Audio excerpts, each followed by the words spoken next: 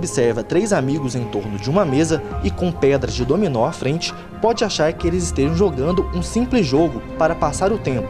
Mas aos poucos, os diálogos mostram que eles assumiram personagens e estão interpretando uma história. O meu personagem estava lá, ele tomou a frente, tá? Ele tirou a metralhadora, metralhou a criatura, então, e ela se desfez. Eduardo, Marina e Ricardo estão jogando RPG, que da tradução livre do inglês para o português significa jogo de interpretação de personagens. Um bom jogo de RPG é aquele que entrega a experiência que ele promete. Então, se eu falo que é sobre um jogo sobre horror pessoal, por exemplo, é um jogo que tem mecânicas, as regras do jogo, elas levam inevitavelmente a esse tipo de experiência emergir durante a sessão. Então, só que isso é uma coisa que a gente está aprendendo ainda. A linguagem é muito recente, né? Ela tem 20, 30 anos, 40 anos na verdade, desde 74. E esses primeiros jogos que surgiram, eles já eram derivações dos jogos de guerra. Então eles mesmos, as pessoas que criaram os primeiros RPGs não sabiam direito o que eram os RPGs. Então hoje, há uns 10 anos atrás, que começou mesmo a se aprofundar nessa discussão teórica do que é um RPG, do que define e como que se dá para fazer um bom jogo de RPG. Como é bem interativo e o que um personagem faz está diretamente ligado ao que vai acontecer com o seu personagem. Então, às vezes, rola uma briga, né? De brincadeira, assim, né? O que um personagem faz pode te prejudicar ou te ajudar. Então, é bem divertido. É igual a vida da gente mesmo. Qualquer instante é uma coisa diferente. Tanto Eduardo como Ricardo começaram a se dedicar ao jogo há 18 anos. Muitas vezes, eles reúnem os amigos e jogam de 1 a 4 horas. Outras vezes, passam muito mais que isso dentro dos papéis fictícios.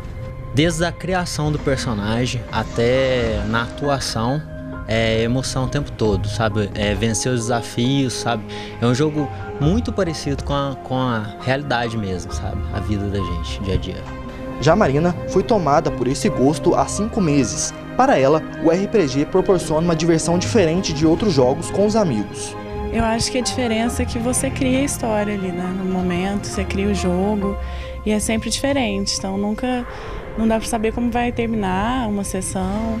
Então é bem interativo também, né? Então a pessoa te faz uma pergunta, você tem que pensar naquela hipótese que você nem tinha imaginado e dar uma resposta. Então acho que ajuda mesmo nesse processo de criação. Que quando você joga um outro jogo já é previsível. E como no RPG não dá para prever nada, então ajuda nessa criação mesmo. A paixão pelo RPG fez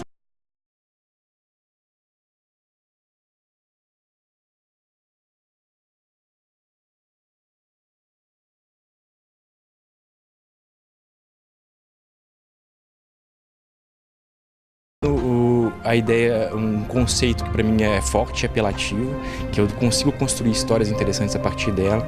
E vou remoendo ao longo dos meses, no banheiro, na cama antes de dormir, concebendo como que eu posso mecanizar e tornar ferramentas para uma experiência em que essas histórias emerjam. O primeiro, Violentina, foi baseado na obra do cineasta Quentin Tarantino.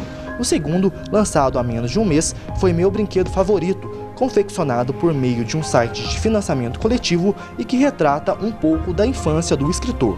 A gente fez o primeiro financiamento coletivo no Brasil de um jogo, e nesse caso um jogo de RPG, justamente também para isso, assim, para testar a ferramenta como medidor de interesse de público e como uma ferramenta de autopublicação mesmo, para que outros game designers que estão por aí no Brasil, que tem um monte de gente que joga e que fazem os próprios jogos, pudessem também viabilizar os seus sonhos, né, de publicar um jogo.